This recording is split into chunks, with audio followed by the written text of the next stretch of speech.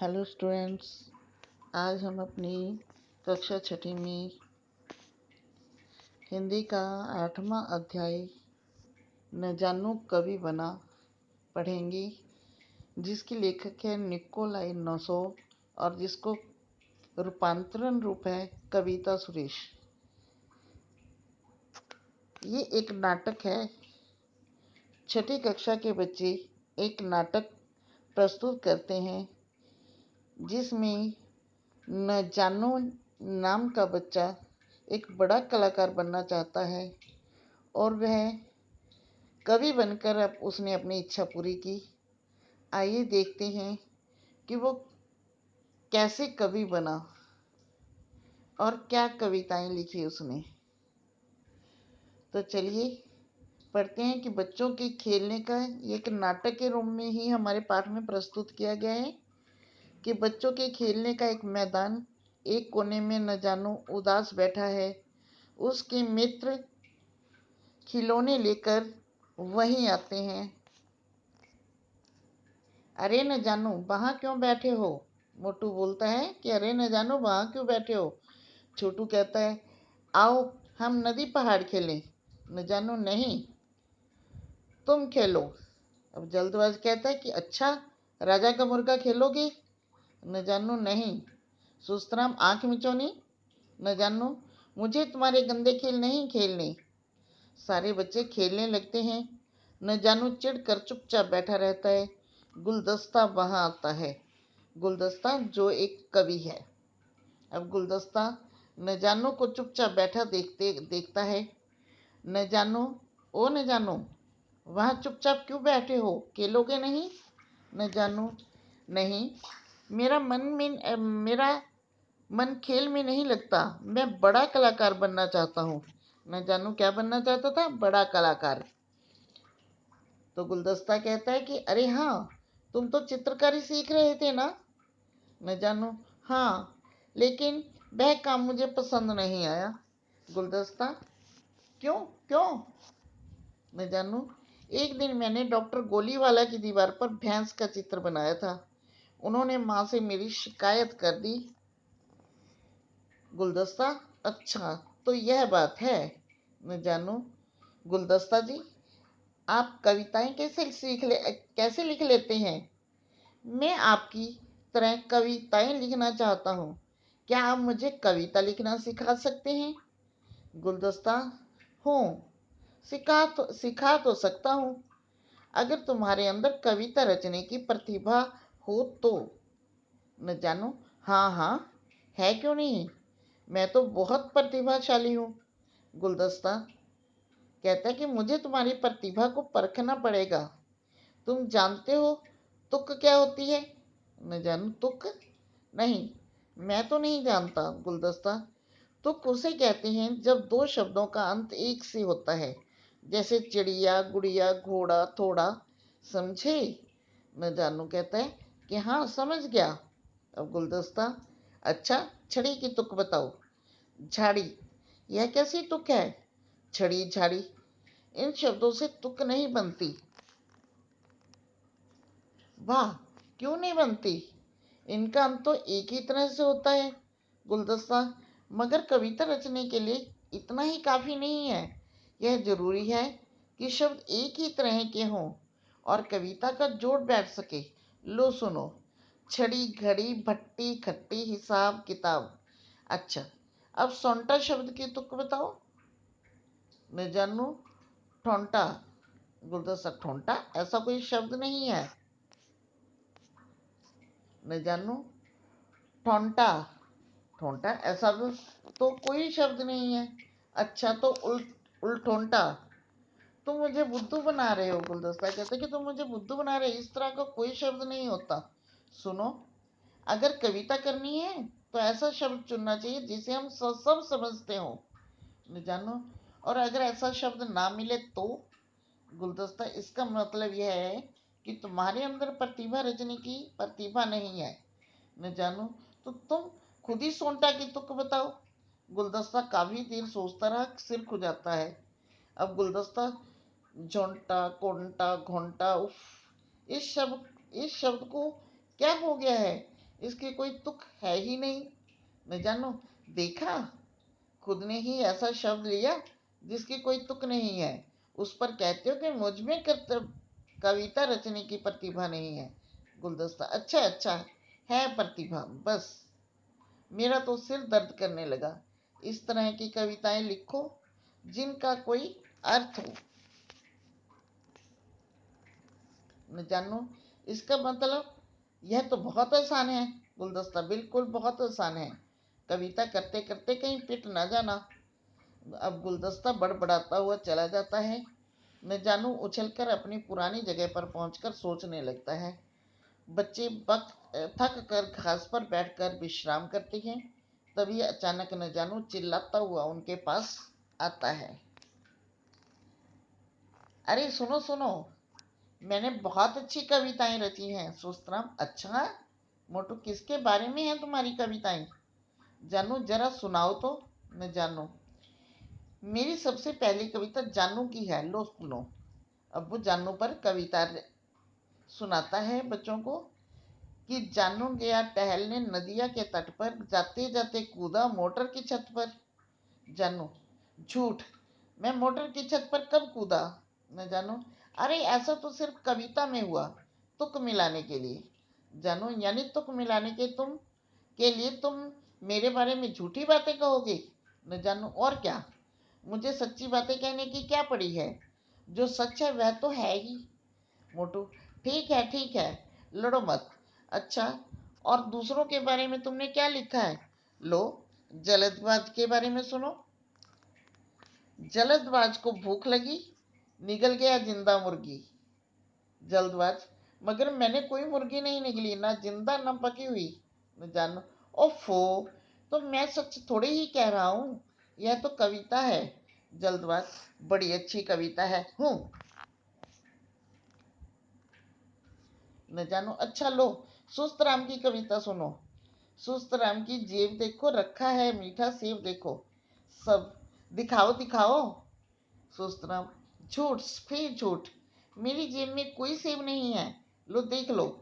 सुस्त राम, जने जानो, तुम लोग कविता के बारे में तो कुछ भी नहीं समझते, ऐसा सिर्फ तुक मिलाने के लिए कहा गया है। मैंने मोटू के बारे में भी कविता लिखी है। मोटू, अपनी बकवास बंद करो, यह हमारे बारे में झूठ बघार रहा है और हम चुपचाप सुनते रहें। बघारना मतलब बोलना। छोटू, बहुत हो गया, हमें नहीं सुननी कविता फविता, यह कोई कविता है? यह तो हमें चिढ़ाना है। मैं जानू, अगर तुम लोग कविता सुनना नहीं चाहते तो मैं जाकर पड़ोसियों को सुनाऊंगा। मोटू, अच्छा, तुम्हारी इतनी हिम्मत, रुको बताता हूँ। अब मोटू और छोटू और बाकी सब मिलकर हंसते हैं और न जानू को मारने के लिए दौड़ते हैं। न जानू अब कहता है कि रुको रुको, तुम लोगों को अच्छा नहीं लगता तो मैं कविता नहीं पढ़ूंगा, तुम मुझे मारो मत। सुस्तराम, तो लगाओ उठक बैठक। न जानू उठक बैठक लगाता है। अब जल्दबाज बोलता है, बोलो मैं। न जानू बोलता है, मैं अब कभी। अब न जानू बोलता है, अब कभी। मोटू बोलता है, कविता। न जानू, कविता नहीं पढ़ूंगा। न जानू बोलता है, नहीं पढ़ूंगा। सभी बच्चे अब, वैसे न जानू तुम कविता अच्छी बना लेते हो। न जानू आश्चर्य से, हैं, तुम्हें मेरी कविताएं अच्छी लगी? सभी बच्चे, हाँ, तुम हमें भी कविता बनाना सिखाओगे? न जानू शरारत भरे अंदाज में मुस्कुराते हुए, क्यों नहीं क्यों नहीं, मगर उससे पहले तुम सबको भी उठक बैठक लगानी होगी। सभी बच्चे उठक बैठक लगाते हैं और पर्दा गिरता है। इस नाटक के रचयिता हैं निकोलाई नसोव और इसका रूपांतरण रूप करते हैं कविता सुरेश। तो ये था हमारा लेसन, न जानू कवि बना, कि कैसे न जानू कवि बना और किस प्रकार उन बच्चों में आपस में बातचीत होती है। नाटक एक बातचीत ही होती है। नाटक को होता है कि मंच पर प्रदर्शित करना, और बातचीत होती है संवाद के रूप में एक दूसरे से बोलना। तो मंच पर प्रदर्शित करने के लिए इसे सभी बच्चे इसका इस पाठ को नाटक के रूप में करते हैं। तो ये था आपका न जानू कवि बना पाठ। तो इसका अभ्यास है। पाठ में से क्या क्या प्रश्न उत्तर है कि न जानू क्या बनना चाहता था, यहाँ कहना नहीं है, बनना चाहता था। क्या उसकी इच्छा पूरी हुई? न जानू एक बड़ा कलाकार बनना चाहता था और कवि बनकर उसने अपनी इच्छा पूरी की। गुलदस्ता न जानू को कविता सिखाने से पहले क्या परखना चाहता था? गुलदस्ता न जानू को कविता सिखाने से पहले उसकी प्रतिभा परखना चाहता था। गुलदस्ता को अंततः क्यों स्वीकार करना पड़ा कि न जानू में कविता लेखन की प्रतिभा है? गुलदस्ता ने न जानू को तुकबंदी के लिए ऐसा शब्द दिया जिसकी तुक वह खुद भी नहीं बना पाया। अंततः उसे स्वीकार करना पड़ा कि न जानू में कविता लेखन की प्रतिभा है। जब न जानू ने जानू और सुस्तराम पर कविताएं सुनाई तो उन्होंने क्या कहा और क्यों? जब न जानू ने जानू और सुस्तराम पर कविताएं सुनाई तो उन्होंने कहा कि वे न जानू उनके बारे में झूठ बोल रहा है, क्योंकि न जानू तुकबंदी के लिए उनके बारे में झूठ कह रहा था। आगे है कि आपने पाठ पढ़ा और पाठ पढ़ने के बाद आपने बताना है कि जो नीचे दिए गए कथन है वो किसने कहे और किससे कहे। आओ हम लोग नदी पहाड़ खेलेंगे। ये शब्द किसने कहे थे? छोटू ने कहे थे न जानू से। अच्छा, छड़ी की तुक बताओ। ये शब्द गुलदस्ता ने न जानू से छड़ी की तुक पूछी थी। किसके बारे में है तुम्हारी कविताएं? मोटू ने न जानू से कहा था। तुम्हें मेरी कविताएं अच्छी लगी? न जानू ने दोस्तों से कहा था। अब पाठ के आधार पर नीचे कुछ कथन दिए गए, उनके सामने हाँ या नहीं लिखना है। बच्चे न जानू को खेलने के लिए नहीं बुलाते। नहीं, गलत है ये। वो खेलने के लिए उसे बुलाते हैं। न जानू का मन खेल में नहीं लगता था। हाँ, ये ठीक है कि वो उसका मन एक बड़ा कलाकार बनने के लिए उछल रहा था कि वो कैसे एक बड़ा कलाकार बने। न जानू एक बड़ा गायक बनना चाहता। नहीं, वो एक बड़ा कलाकार बनना चाहता था। न जानू ने उठक बैठक लगाई। हाँ, अंत में सारे बच्चे न जानू से कविता बनाना सीखना चाहते थे। हाँ। अब है बातचीत के लिए कोई कुछ क्वेश्चन है कि आपको क्या क्या करना अच्छा लगता है, आप बड़े होकर क्या बनना चाहते हैं और क्यों, ये आपके करने के लिए, क्या कविता लिखने के लिए प्रतिभा का होना आवश्यक है, क्यों? हाँ, कविता के लिखने के लिए उसमें प्रतिभा का होना आवश्यक है। उसे उस विषय की जानकारी होना भी आवश्यक है। यदि न जानो के मित्र उसके नए खेलने पर नाराज हो जाते तो क्या होता?